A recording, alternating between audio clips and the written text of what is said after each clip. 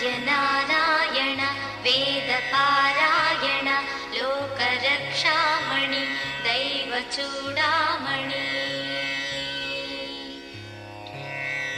పద్మినీ వల్లభ వల్లకీ గానలోల త్రిమూర్తి స్వరూప విరూపాక్ష నేత్ర మహాదివ్య గాత్ర